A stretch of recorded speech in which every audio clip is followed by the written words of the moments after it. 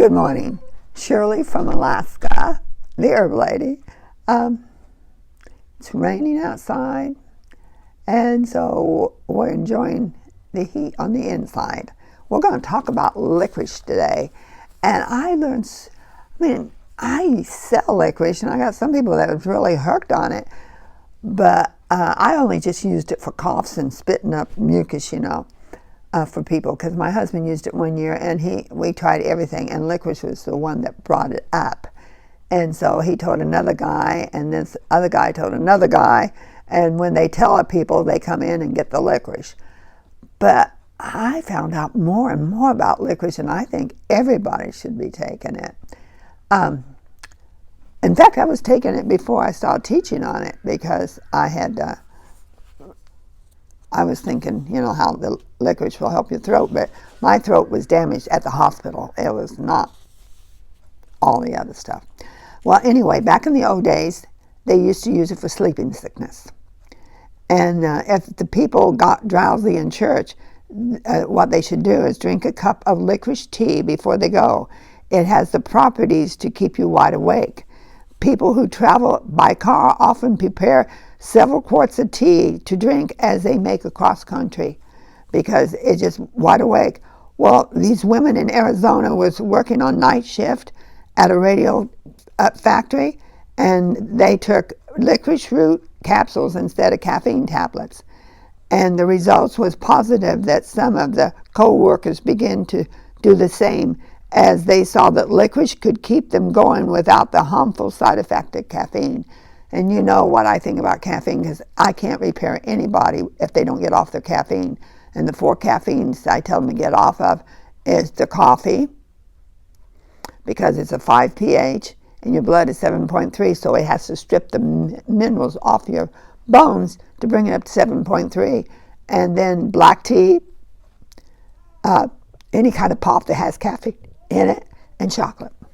And so people look at me and their eyes get really big, but when they get off of it and start feeling great, then they say, and get more energy, they are so happy. And I get them on Dandy Blend. It's an alkaline, and it's made from dandelions. And I don't know, I've never tasted coffee, but it seems like it works for people and they love it. One of the students prepared a combination of peppermint and coffee, peppermint and licorice root, for an opera singer who was losing her voice due to laryngitis. She regained her voice in a daytime and was able to practice and perform. I had another lady that was doing opera, and I used slippery elm for her. She does slippery elm tea, but now I'm going to tell her about licorice. And the cough syrup, they used to make it themselves. Back in the old days, the doctors weren't really close. So if you got sick, you're going to have to learn how to repair yourself. And really, people stayed a lot healthier back then. They either stayed healthy or they died. But, we all need doctors. For a broken leg or something, but make sure they know what they're doing and not destroy your leg like mine was. But the main gist of it is we need to know about our bodies and take care of our bodies. And the cough syrup, it was made with honey by covering diced onions. You use onions and honey, and then you put it over a double boiler for 4 hours. Just let it simmer for 4 hours. And then a 1/4 part of vegetable glycerin you add to it. Put it in a dark jar and put it in the refrigerator. And you take a teaspoon of it when you need it, or a tablespoon, and it helps you. Licorice root has been used in ancient times. When they dug up the different tombs, licorice was stored in the tomb of King Tut, along with his gold and jewelry and treasures the Pharaoh took with him on the journey to the next world.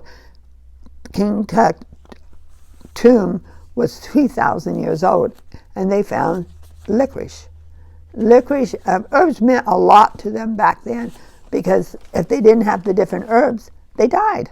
And so they learned how to use herbs. I think sometimes we're lazy, or we go to the grocery store and buy something chemical. And our body, is it chemical? I don't think so. So I think we should use something natural, because I have found out if I keep my body clean it out, feed it with the right food, it builds and restores itself, and like no stiffness. No, I mean, next month I am 77 years old, and me and my husband's 77, getting ready to turn 78. We have no pain in our body, no nothing. I mean, we're not young and can't jump around like we used to, but to feel inside, we feel great. And we keep working every day, 5 days a week. And just think about yourself. Do you have pain? Do you suffer? I tell people they suffer because they want to. Because if you clean your body and eat correctly, there's not going to be no suffering for you. No, because I got my guy that was, I call him my A-plus guy, that we got rid of the cancer that was bigger than a tumor. Took me a year, and he ate right.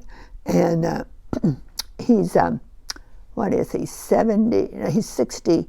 He's 68 when he walked in. We got rid of the cancer at 69. He came in last week, and he's 83 years old, and he just got finished with his friend that's 70 years old, built a 1,000-square-foot house in 3 weeks, finished it off so his buddy could move in 3 weeks. Finished it, outside and inside. So, and he said he feels great. And right after we got rid of the cancer, he built himself a house. So, see, you can either feel great, and he was not feeling great when he walked in because they had sliced him open, and they told him to go home and die because they couldn't. The tumor was wrapped around his stomach, and he could not, and it was growing. But see, he was drinking coffee, he was eating sugar, and I got him off all that stuff. And I said, don't you dare cheat. And he hasn't been cheating, and he looked good, and he had lots of energy. In the 80 AD, licorice was used to clear your voice and help with thirst and hunger. A herbal physician who traveled with the army of Alexander the Great told the troops to carry and chew licorice in order to stop the thirst when water was scarce. I mean, they knew all this back in the 1300s during their long marches, especially during their campaigns in the Middle East. His physician also said it was good for stomach trouble, throat trouble, liver, and kidney trouble. In 14 BC, they wrote that licorice was to prevent the thirst, dropsy, and being a diabetic. During the Middle Ages, licorice was often taken to alleviate bad effects of high spiced and overcooked food, fat, and often contaminated meat, as refrigeration was impossible. I mean, how would you like to be able to cook and you had no refrigeration? I mean, we are spoiled. We should be thanking God every day for refrigeration and a stove inside and a house inside. We are so blessed, and we just take it for granted. And it says they preserved it by salting the meat or packing it with herbs. But most time, the meat had went bad. Okay, in one of the articles, they paid duty to aid in the repairing of the London Bridge. And in the reign of Edward I in 1305, they used licorice to pay for the duty. Because then they turned around and sold the licorice, and then they repaired the London Bridge. London Bridge is falling down. If you're a kid, you used to sing that. The dark cakes are sold today even as lozenges that are stamped with a picture of the castle. The cakes were seen almost in every English pharmacist. In France, Napoleon's habit was chewing licorice root, which practice eventually blackened teeth. I can see that. They used it for brewing beer for the Indians when they had colds, which a strong flavor of licorice, sassafras, and fennel. The American Indians began to use the herbals themselves from learning about it from the white folks. During the 1800s, the copper boiled it in water and made good drinks for those who had dry coughs, hoarseness, wheezing, and shortness of breath. Licorice root contained one of the sweetest substances.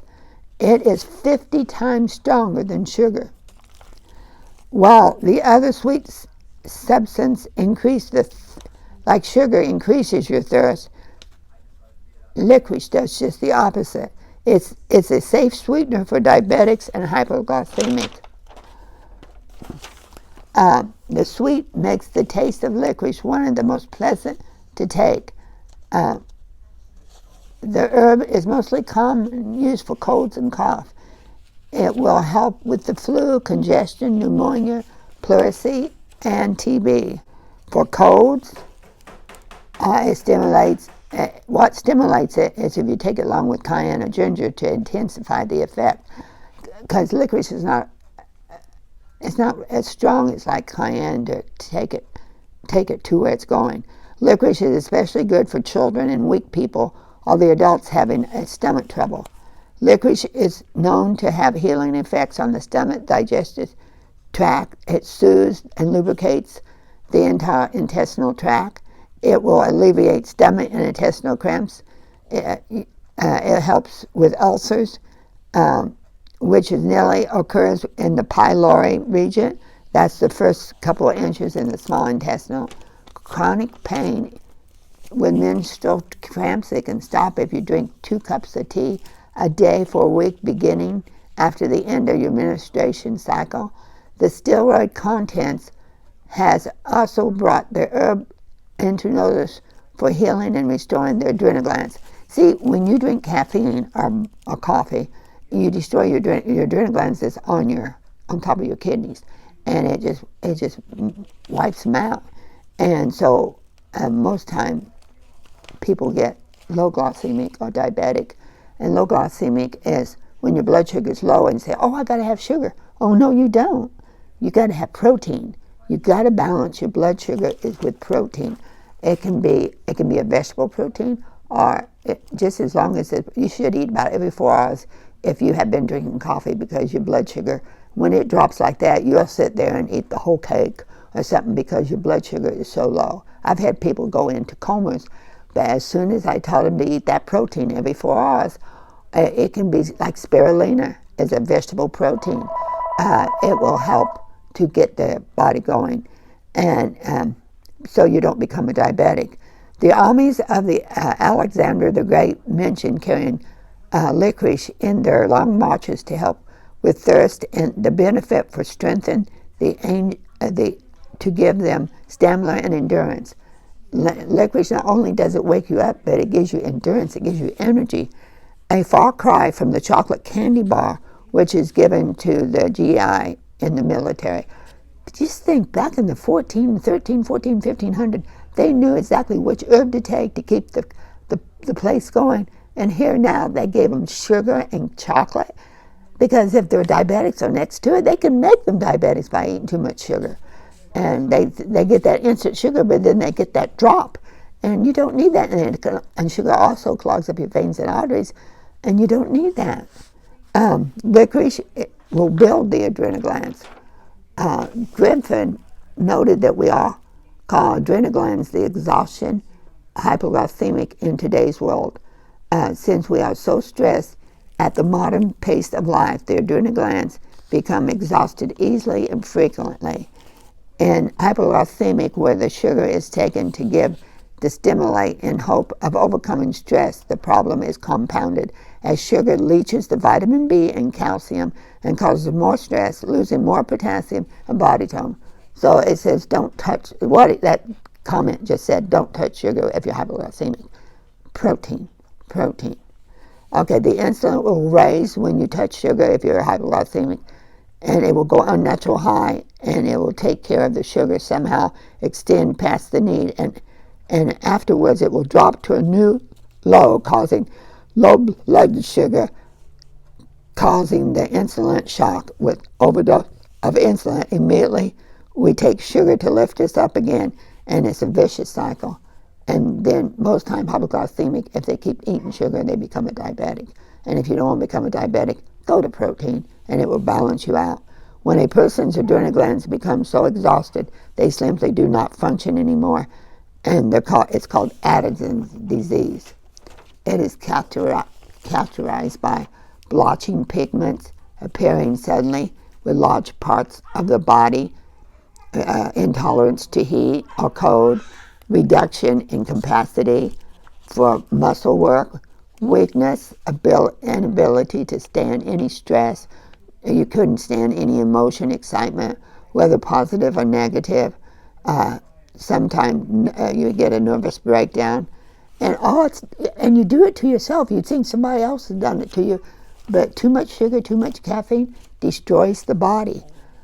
Synthetic cortisone is given to supply the need of a natural substance, but it's produced complications and side effects. Eventually, delusionment, as it will not anyway heal the adrenal glands. Licorice is excellent in the condition of contains a cortisone substance which will help the body restore itself to the point where it will produce its own cortisone. Your body will reproduce it if you start taking licorice every day. Licorice is said to be a blood cleanser, a detoxifier with a benefit effect up on the liver. It increases the flow of saliva when you chew it. This morning we was doing the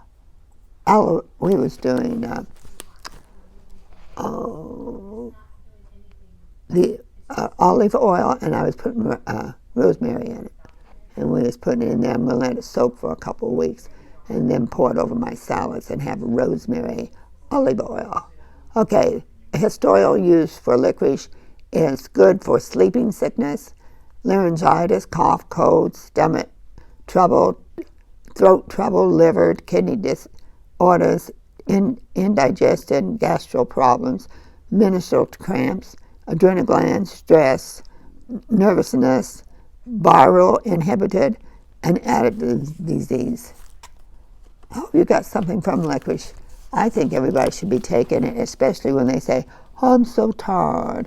But most time it's their blood sugar is dropping. And your blood sugar, if you will do every 4 hours, if it's no more, it can be almonds and or walnuts, or it can be spirulina. I had the girls to carry a capsule of 100, and they take 4 in between meals, and it balances the blood sugar real good. And so if you have a chance to try it and see how you get the benefits from it.